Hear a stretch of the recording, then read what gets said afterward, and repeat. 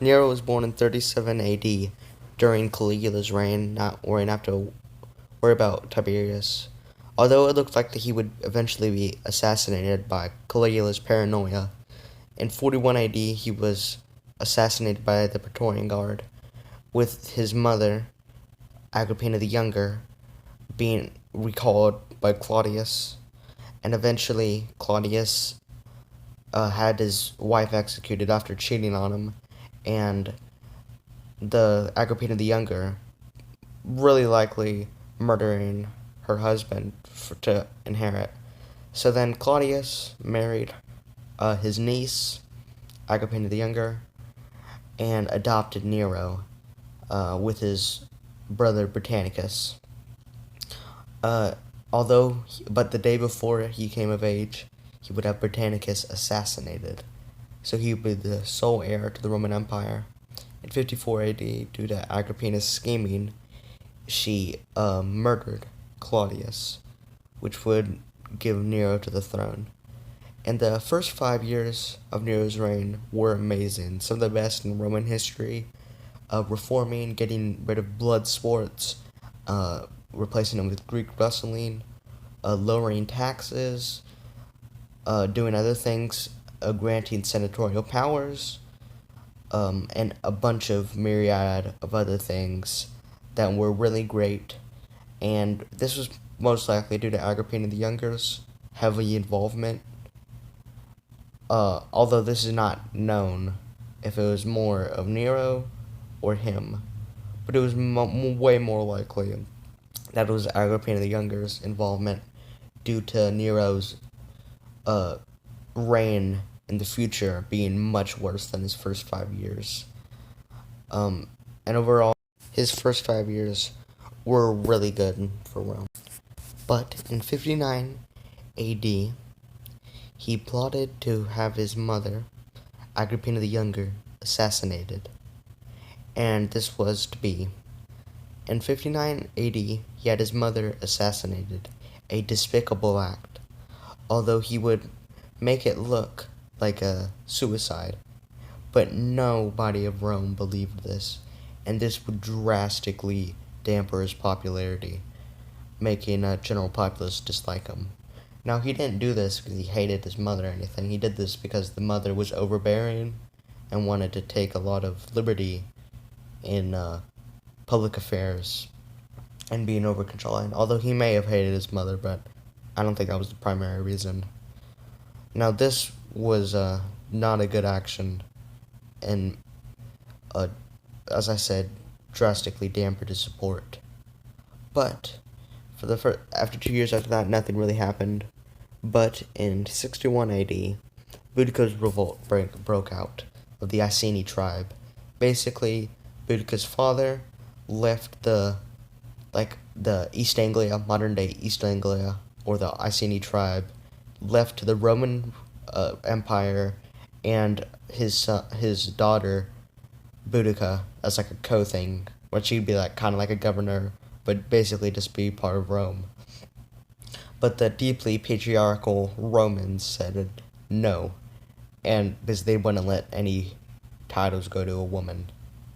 So they fought a war against Boudica as she revolted against them for not letting her take the land. And she raised Lugdunum and a few other towns, modern day London. But eventually, after rallying enough support, Rome came over there with an army and put that down in the Battle of Watling Street. She was defeated, although nobody knows what happened to her or her daughters because they were never captured. A good thing that happened during Nero's reign was the annexation of the Bosporan Kingdom, a long-held Hellenistic kingdom held out from the 300s, from the times of Alexander the Great. This would be a long-held Roman province, although it had much autonomy, and would eventually be overrun by the Huns during their empire, but would also be regained by the Byzantines. and would last a long time, and is also a nice thing of Nero's reign. That was pretty good. In 64 AD, the Great Fire of Rome broke out. This would destroy many of Rome's wooden buildings and also damage the imperial palace. This would be one of the worst fires in Roman history, if not the worst, and would kill many people. But many rumors that were false, such as Nero playing the fiddle while Rome burned, were false. But eventually, Tacitus reports that he was actually spearheading Roman effort to put out the fire. So any misconceived notions that he played the fiddle were wrong. Although this wasn't the worst thing, because he was able to modernize much of Rome, including widening the streets so it couldn't spread like that again, and improving many of the buildings. But a thing that he also did that made him look terrible was having a golden palace and also a golden statue of himself.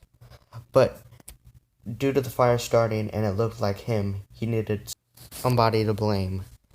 And the long scapegoat of Roman history, the Christians. Now this is much how he gets his bad reputation, and how you will probably think a lot less of him than I do. He persecuted the Christians who would eventually take control of Rome under Constantine, and made him look like the Antichrist and one of Rome's worst Roman emperors. It is true, all the stories you've heard of him tearing Christians alive, burning them to the stakes. He had terrible, inhumane tortures of the Christians, burning them alive, putting them with lions, and is one of the worst things he did to the Christians, which were terrible and gave him the bad rap from the Christians, which made him look a lot worse than he was. I don't rate emperors on morality, but he was a terrible human being. But the reason why everybody thought he looked like he did it and he needed to blame it on the Christians was due to him building a statue of Nero that was massive in the Golden Palace, which made him look very suspicious. Although eventually future emperors would destroy this, there would still be remnants of this for a long time, 10, 20 years, that would eventually be taken out. But Nero had many wives. His first wife was Claudia Octavia. She was pretty average. She didn't have any ambitions, or at least any ambitions that could be felt during a lifetime. But eventually, he was caught cheating on her, and he had to execute her for Poppaea Sabina, who he really wanted to marry. Eventually, one day, he would have her, he would get very mad at her, and he would kick her newborn baby while she was pregnant at the time. A double homicide, killing the baby and Poppaea Sabina. And eventually, he would have his third wife, Statilia Messalina, sorry for the pronunciation. Eventually, she would die after him, and would be the one that survived long enough not to be executed by Nero. And that was Nero's love life and his 3 wives, which gave him also a bad rap. Also something that broke out during his reign was the first Jewish revolt. He would not be able to put this out in his reign due to him not being able to fight it, due to the revolts that would later happen that would force him to abdicate and die, commit suicide. So this was just a problem that you should probably keep in mind for future emperors that would also have to deal with this. The Flavians would have to do this in 69, leading to the cultivation of the destruction of the Temple Mount. But there was a even worse problem brewing in Gaul. Eventually, one day, Nero ordered Vindex, the Roman governor of Gaul, to raise the taxes of the Gallic people even more. Now, he did this many times to fund his lavish lifestyle, but Vindex finally this time broke and refused, proclaiming Galba to be the emperor, although he would eventually be defeated, but the sparks had already been set for the Great Fire to go out. Eventually Galba would revolt, leaving the Senate to go against Nero, the army, and the Praetorian Guard. Eventually Galba would order him to be executed, but before the guards could reach him, Nero had stabbed himself in the neck, killing himself. This was reportedly his last words were "too late," as sure with a smirk on his face, getting one over on the future Emperor Galba. Overall, was Nero a good Roman emperor? Personally, I do not think he was a good emperor.